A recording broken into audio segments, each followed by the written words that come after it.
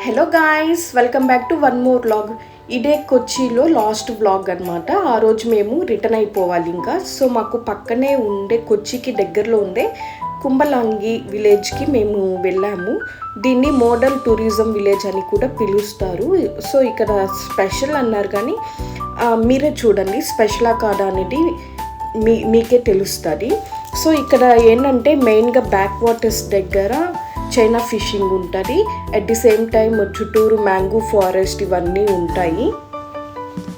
And ఇక్కడ వచ్చి మెయిన్గా ఏంటంటే లోకల్స్ వాళ్ళ లోకల్ అటైర్లో ఉంటారు. లైక్ ఇంట్లో ఉన్నట్టు కంఫర్ట్గా లేడీస్ అందరూ నైటీస్లో అలా ఉంటారు. కానీ టూరిస్టులు వస్తున్నారు కదా అని చెప్పి ఏదో హడావిడిగా రెడీ అవ్వడం అలా ఏమీ ఉండదు.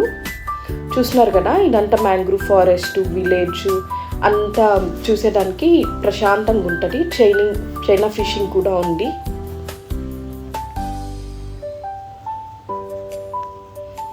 మీకు కావాలంటే ఇక్కడ హోమ్ స్టే కూడా ఉంటుంది. కాకపోతే ప్రతిదీ అడ్వాన్స్ బుకింగ్, ఆన్ స్పాట్ అయితే బుకింగ్స్ దొరకవు. యాక్చువల్లీ అన్ఫార్చునేట్గా మేము బోటింగ్ వెళ్ళాలనుకుంటే ఆల్రెడీ అక్కడ 2 బ్యాచెస్ ఆఫ్ ఫారెన్ టూరిజం వచ్చున్నారు. సో వాళ్ళ కోసం అని చెప్పి ఇంకా మాకు బోటింగ్ అవైలబుల్ దొరకలేదు. ఇక్కడ చూస్తున్నారు కదా, ఆమె కొబ్బరి తురుముతూ ఉంది. దాని తర్వాత ఒకరు పచ్చడి నూరుతూ ఉన్నారు, ఇంకొకరు వచ్చేమో బియ్యపు పిండి దంచుతూ ఉన్నారు. వాటిని కూడా ఫారినర్స్ చూసి ఆశ్చర్యపోతూ ఉన్నారు. మనకు కామన్గా తెలుసు కాబట్టి అంత స్పెషల్ అనిపిదు. కాకపోతే కొంచెం అనిపించింది ఏంటంటే ఇవన్నీ చూపించి ఫారినర్స్ దగ్గర మంచిగా డబ్బులు లాక్కొనేస్తున్నారు. వన్ కైండ్ ఆఫ్ చీటింగ్ అనిపించింది. At the same time I don't know what to say.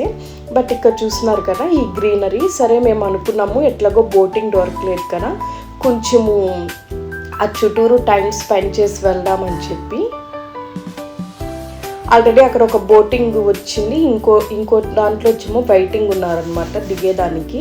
ఇక్కడ చూస్తున్నారు కదా, దాన్ని చైనా ఫిషింగ్ అంటారు. ఇది మనము కొచ్చిలో కూడా చూసాం కదా. సో మనకు కావాలంటే ఆన్ స్పాట్ కూడా వాళ్ళు దాన్ని ఆన్ చేసి చూపిస్తారు, లైక్ ఫిషింగ్ చేసి చూపిస్తారు. కాకపోతే దానికి ఎక్స్ట్రా ఛార్జెస్ అనేటివి ఉంటాయి. ఇక్కడ ఎవ్రీథింగ్ విత్ మనీ అన్నమాట.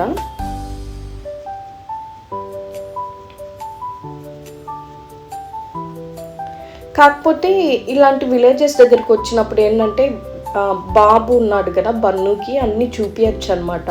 సో ఇలా ఉంటుంది, వీళ్ళ లైఫ్ స్టైల్ ఇలా ఉంటుంది, మనం టౌన్లో ఉంటాం కదా అని చూపించచ్చు.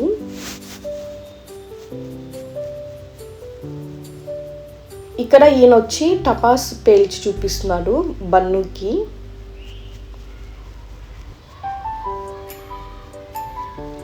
అండ్ ఇదిగోండి ఈమె వచ్చి బియ్యం దంచి చూపిస్తుంది ఫారినర్స్కి. వాళ్ళకు ఒక గైడ్ ఉన్నారు, ఒక్కొక్క బ్యాచ్కి ఒక్కొక్క గైడ్ ఉన్నారనమాట.